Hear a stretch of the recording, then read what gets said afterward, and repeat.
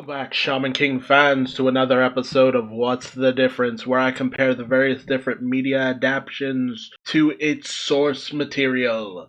In this case, we are looking at the various different adaptations of the Shaman King manga. And at the moment, we are at the conclusion of the Osorezan Revoir story arc, which is the backstory of how Yo met Anna. And whereas the 2021 anime adaptation is adapting this backstory wholesale, when it came to the original anime from 2001, they never really got the chance to adapt this, as the anime had already entered anime-only content. That isn't to say that they didn't use some elements from later on in the manga, past where the manga and the 2001 anime diverged. It's just that they used it very sparingly. And because this backstory ended up being not only integral to Yo, Anna, and shockingly enough, Hao's character and how you see those characters, and also the author, Hiroyuki, also had a deep love for this backstory, and in various different instances has pushed the backstory as one of the main selling points of the series, almost to the degree that you could make the Osorezan Revoir backstory into a movie, an OVA series. It's almost just a self-contained story in and of itself. And so previously it had been adapted, or certain characters were adapted into video games and the drama CD that had the 2001 anime cast, namely Yo and Anna, act out the events of Osorezan Revoir, which allowed Masamune to actually have a voice, with that voice actor also returning for this newer incarnation of the anime.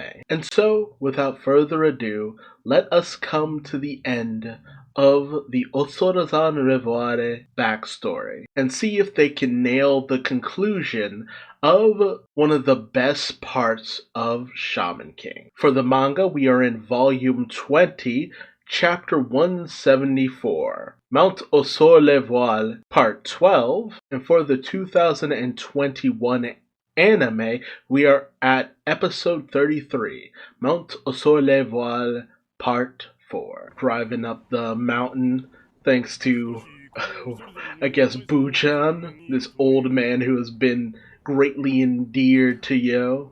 Honestly, this old man ended up being one of the, interestingly enough, best parts of this entire story, because he's just so kind. He was so quick to recognize that Yo only wanted to help, and Masamune has something important to tell Yo. Basically that their mission is pretty much doomed to failure. Masamune has no energy left, and Yo's not experienced enough to take on a demon. So Yo's frustrated at his lack of power. He promised he'd help Anna, but Masamune tells him not to lose heart, that there's a last-ditch effort that's needed. The demon will be defeated no matter what. Now, oddly enough, they've removed the ring that the demon was wearing, which I don't know if the ring was even significant, honestly. I love that they add the scene of Yo and Masamune approaching the Ooni, giant-ass demon. The anime did a great job of adding in that weird design that looks like a face that the demon has on his stomach. That mostly comes from the fact that a lot of the designs that you see that look different in the manga to the newer anime is because Hiroyuki, he updated a lot of the designs towards the end of the manga's run. And a lot of the designs were updated for the better. Little fun, intricate details. Yo looks so badass with that coat. The funny thing too is that his original coat that he was wearing, the anime made it like super long from the get-go, but in terms of the manga, every scene you see that coat in is just getting longer and longer and longer and longer. It's weird. So they just tried to keep it consistent. Ooh, I love that look that Yo has in his eyes. You can see that we're slowly approaching the finalized way that Hiroyuki gets the character design. And then the Oni's just like, yeah, I have no idea where Anna is. He more or less just used her and then just threw her away.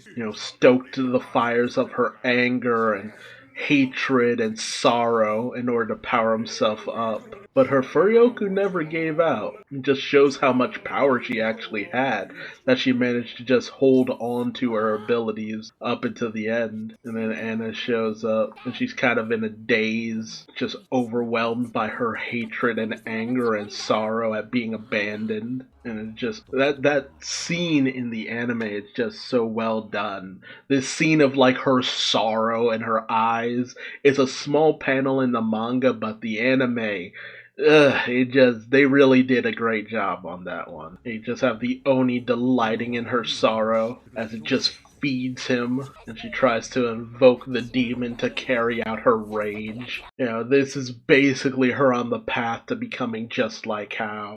Something that's also very interesting is that they, because of the update to the design of the Oni, whereas in the manga he could look kind of doofy in a lot of scenes. In the anime, he looks a lot more intimidating in a lot of shots. Like, this is not something you would want coming at you in any capacity. And Masamune has resigned himself to the fact that this is the end of his being able to basically roam as he pleases. Something they also did really well in the newer anime is they made it clear what Masamune was integrating into. In the manga, Yo just raises his hand and it's just like soul integration, farewell Masamune. And I always question that because I'm just like, wait, what? Is Masamune just becoming a sword? It never dawned on me until like the next scene. Now, let me rephrase that. Not the next scene, just later on, that what Masamune integrated into was the bear claw necklace. So kudos to the anime for making that clear, because I always felt that was kind of a bit of a misstep on Hiroyuki's part when it came to the anime layout. And I just love the way the anime does it, where you see Masamune just becoming a spirit and just integrating into the necklace. Like, you actually see Yo putting him in the necklace, and then bam, giant katana, and Yo's ready to use that power. Masamune, the last of his power, in conjunction with Yo's own power to finish off this demon, and Yo manages to easily overcome this demon. But because of this, Masamune has given up the ability to basically just live pretty much as a person. It's a moment that I find sad in the moment just because of Yo's own sorrow, in the fact that now Masamune can't be with Yo, can't travel with Yo, and Yo would really have no idea where Masamune even is. And Masamune probably just passed on to the next life, honestly. Now in hindsight, I realize that, well, Masamune had 1,000 years to just be able to live, roam the land, do as he pleased. It's sad, but it's also great that he was kind of able to move on, but at the same time you realize later that, nah, not really. There was still a lot of regrets he went with. Yo's righteous fury. It's actually a noble sacrifice on the part of Masamune, because, this was a gift from Hao. Yo had no claim to Matsumone's power, and Masamune had no obligation to help Anna or help Yo. I guess ultimately the real tragedy of it is that Yo finally started to feel like he was relating to someone outside of his family, just having a good time, just being able to spend time with someone, and that meant a lot to him. Masamune kind of understood Yo in ways that not even Yo really acknowledged, and so Yo was heartbroken to kind of lose that. But for Masamune, his 1,000 years of life, it's been filled with nothing but regret. Not being able to pull Hao from his darkness, not being able to do anything for Hao, not being able to be a light for Hao. Hao did a lot for him, and Masamune feels as though he was able to do nothing but hurt Hao. He regrets the fact that he ultimately wasn't able to have faith in what Hao was doing,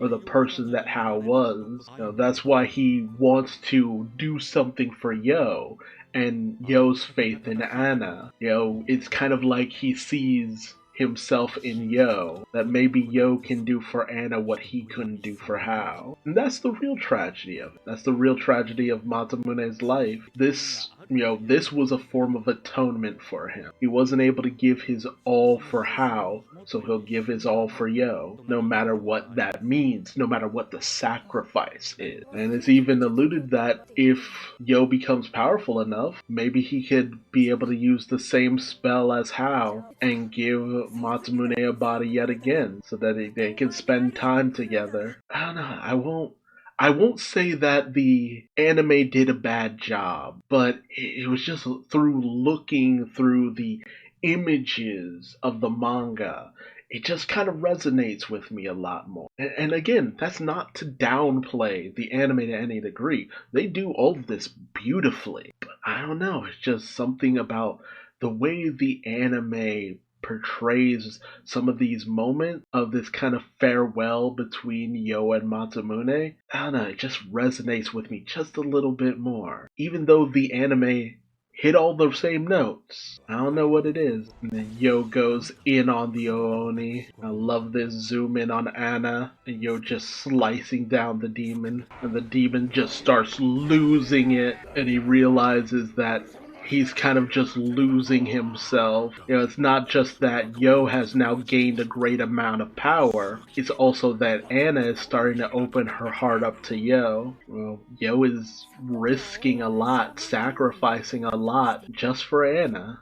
Despite the fact that she's so filled with hate and rage and sorrow, the fact that she feels like a horrible person for feeling all these terrible thoughts, and then the Oni starts to try to stoke those feelings and use those to his advantage. And while Anna will always have this hatred within her, this sorrow, this sadness, but in this moment, she feels love. And for the first time in her life, she feels love, much to the shock of everyone. This pure face from Anna, this face of just like her heart has just been warmed for the first time ever. And ultimately what it is just like she's finally connected with someone, even just a little. She has this longing to get to know him, to be with him, to spend more time with him. And even if their love was ill-fated, which, spoiler alert, it's not, this is something that would really help Anna to grow. And so with this, the demon has nothing to hold on to anymore. And then the Oni loses it. And I will say that the demon kind of starting to deform looks a little bit better in the manga, but at the same time, the manga, it gets kind of weird in honestly all versions. The demon sends his hand over to attack Anna, which leaves him open to an attack from the Oni. Oh man, the Oni looks just so doofy here, but he looks doofy in the manga too. And then Yo has managed to completely slay all of the demons, and Yo kind of did it at a great sacrifice, pretty much almost getting himself sliced open. Missed out on a pretty cool action scene, honestly, but they kept everything consistent, so I can't fault them for that. And so Yo's starting to lose out on a lot of Furyoku, so he kind of has to hurry this up. And once this is done, Masamune will basically be kind of laid to rest, more or less. Yeah, and it was in this moment that I realized what the medium was in the manga. It's just like after the battle is done, it's just like, oh, the medium is the bear claw necklace. And while I guess keeping the mystery of what the medium is, puts you in a little bit of suspense because I didn't realize that it was being channeled through the necklace at first. I mean, knowing from the start just makes it really symbolic because it's just like Masamune giving up this thing he got from Hao, the person he holds dearest, to Yo, and knowing that from the start, and it's just like, that's how you know this is really serious. I don't know. It's a conflicting point of view, I feel. Oh, the way they animated that slash. Because in the manga, it's fairly simple, but this, that rough sketch lines and all that, just like, yes, I wish the anime would do more of this stuff. Also, something that isn't done too much in the anime is sometimes when a creature is destroyed, they'll be basically broken down to their bones and then their bones will dissolve away. This is like the first time you really see the anime actually doing this. It happens all the time in the anime, in the manga. Not so much in the anime for some reason, but it's such a interesting thematic element that I'm glad they kept it in. And Yo kind of realizing everything after the fact because now he has experience and he can look back on all of this and be like, oh, this is what all of that was. Something I'm still confused upon, it's a little bit more clear in the anime, but in the manga, I was always like, Grandma picked up all 1,080 beads that were mediums for the demons on Mount Osore and strung them together. I'm just like, wait, what? But at least in the anime, it makes it clear that, yeah, all those demons and all the demons that collected within the Ooni were using these beads as their own personal medium. But I'm just like, where did the beads come from though? That's my only question. I feel like there's some element to that I'm just kind of missing. How these demons came to possess these beads. Where did these beads come from? I really would love an answer to that. Although it is interesting that things that tormented Anna so much basically became her own weapon. And Kino laments the fact that Masamune is gone, but she's glad that everything kind of turned out for the best, and that Yo has found a fiance. And so Yo's ready to depart after a week of hanging out here, despite the fact that he still has some break left, but he doesn't really want to hang around since, maybe Anna doesn't feel comfortable with him around. Basically been locked in her room this entire time. Actually, I'm pretty sure this scene is like a repeat from like earlier on. And Kino explains that, that's just how Anna is. It's hard for her to go out because of the nature of her abilities. And that she knows that her power can be a force of destruction. But maybe things might be different one day. Thanks to Yo getting the ball rolling, she might get better and be able to proceed and live a normal life. And Kino wants Yo to take care of her in the future. And there's a special little gift. Then Anna shows up. And again, I still gotta say, they look much like they're younger in the manga. Whereas in the anime, it just feels like they just still have their character designs from when they're like 15. Although it's super cute. Honestly, the way Anna's outfit looks in the anime is just like too cute. But Anna wanted to have a chance to more or less thank Yo for everything that he did.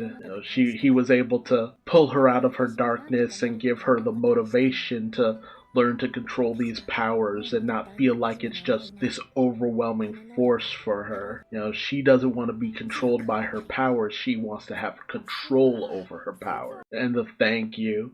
It looks a lot more cutesy in the anime, which, I don't know, I have mixed emotions because the way she does it in the manga makes it seem like she's being shy. The way she does it in the anime makes it seem like she's basically talking to her crush, which, Yo is. And Yo starts monologuing, and he starts thinking to himself that, okay, she probably just didn't want Grandma to see her thanking me, but he thinks it's cute, which Anna can hear. And I will admit, I always loved the scene of Anna just standing at the train station defiantly. And again, it's little nitpicks, but the way it looks in the manga is just, it looks more defiant. Which is weird to say, but it just looks more defiant in the manga. Whereas in the anime, it just kinda looks haughty. And she plans to hold him to his promise of becoming Shaman King and helping her. And her goodbye always made me question, is she just sad to see him go, or is she overcome by tears of joy now that she's able to have have her life back. There's a lot of possibilities, but I like to just think she's just sad to see him go. She would have liked to spend more time with him. And then the part that always gets me, the realization that the letters that Yo got were from Masamune. They were all handwritten, and Yo wasn't sure if they were sloppily written or just written too fancy, but he had a hard time reading them. But then he thinks back to Masamune and the time they spent together, and it starts to fill him with a little bit of sadness. In each of the letters there was a poem. The poems you've been reading all across this story. And something great that the voice actor for Anna had done in kind of collaboration with Hiroyuki to kind of commemorate him coming back to the manga to kind of finish off the story, because he kind of cut it short.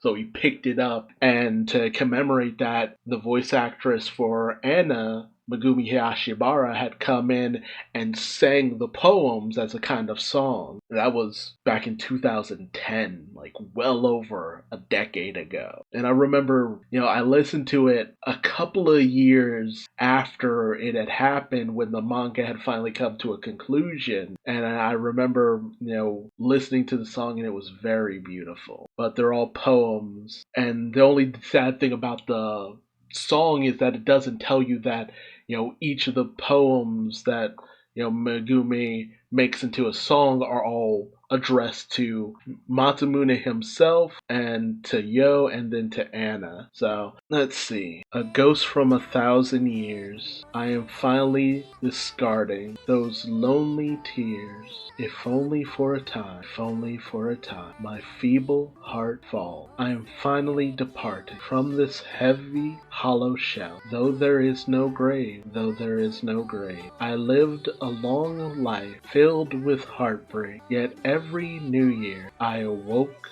to joy. Love is hellos, goodbyes, and gossamer. Mount Osore Le Voile. Though I am undeserving, I have felt the greatest of joy. Life is ever changing, though it is often cruel. I do not mind, please give me a smile. My poem is through, soon my soul will enjoy a more heavenly view. Love is hello, goodbyes, and gossamer. Mount Osore Le Voile. Mount Osore Au Revoir. So she mostly made Matamune's part into a poem. So the main poem to Masamune is one where he's basically, it's a farewell to himself, just kind of embracing the fact that, he has been granted a great gift, even though it was filled with nothing but sorrow. The one for Yo goes, the one who awaits you will never let you feel lonely. Know this at least. Know this at least. The one who awaits you will never let you feel lonely. Know this at least. Know this at least. Abandoned on the street, desolate, sulking in the shadows, feeling the weight of the world. Love is hellos, goodbyes, and gossamer. Mount Osore Le Voile. Basically saying, seek out Anna. She's been abandoned, but she will always be there for you if you go out and find her. And then there's the one for Anna. For each night she patiently bears the endless mystery in solitude. 1,000 black paper cranes, not folding, not folding. Each day she patiently bears the endless misery in solitude. 1,000 black paper cranes, not folding, not folding. She carries on bravely, but the smile is there. Unexplained longing for mementos. Love is hellos, goodbyes, and gossip. Mount Osore Le Voile. Basically, Anna has a wish for something more than her solitude, and a longing for something or someone who can be dear to her, but she never seems to find it. At least that's how I always interpreted these poems. Now, how did you interpret the poems? I'd love to hear from you. And then you have this wonderful parting thing, when the words that Masamune first spoke to Yo, that he had served the Sakuras for 1,000 years and returned from a journey to accompany Yo. His favorite thing is catnip till we can meet again. And both the anime and the manga, tell you what the titles of all of this kind of meant. It's mostly called Mount Osore Le Voile, and I guess you could put it as the Veil of Mount Osore, I guess. That one's a little bit hard to interpret, at least for me. I'm not that educated. always thought it was basically Hiroyuki trying to make a bit of a pun over the name of the mountain in Japanese and kind of making it something along the lines of the mountain where we'll meet again or something along those lines. Oh no, I'm not smart. I'm sorry. If you completely understand what Hiroyuki was going for, by all means let me know. But it's all comes down to a heartfelt farewell, more or less. And so the backstory of how Yo Met Anna has finally been adapted into anime form. A very sweet story that really did deserve to be adapted in its fullest. Is one of the best parts of Shaman King, one of the most heart-touching parts of Shaman King. And it really did deserve its time in the sun. It really does bring to light a lot of the reasons why Anna and Yo are so close, and why Yo is kind of so driven despite his more slacker seeming nature. And they really did do a great job of adapting it. I still feel like I remember the drama CD kind of shortening the conclusion a little bit, but here they took it wholesale. No real major differences, especially towards the end, and that's the way it should be. But tell me your thoughts in the comment section below.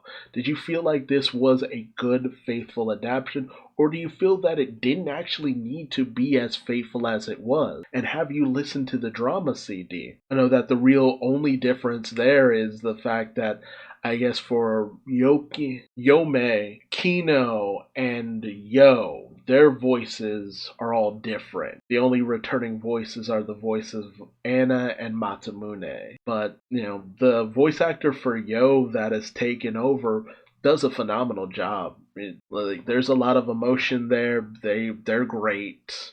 And of course, Masamune and Anna were fantastic. You can't beat Megumi Hashibara. She has been in this industry for a good long time, and she really knows the character of Anna. Like, between her more popular characters like Rei from Evangelion, Jessie from Pokemon, here Anna from Shaman King, and Lena Inverse from Slayers, these are some characters that she just really, just melded with and really embraces. And it was a pleasure to just get to enjoy this in its entirety. But again, let me know your thoughts in the comment section below. Did you enjoy this? Did you feel that it was necessary to put so much effort into this? Would you have preferred it as like an OVA so we didn't have to interrupt the story? Though I feel like this is very crucial going forward. I want to hear from you. And if you like this video, please like, comment, subscribe, and hit the bell icon for notification. And I hope you'll join me for the next episode of What's the Difference, the Shaman King edition. Till then, I'll see you later. Bye-bye.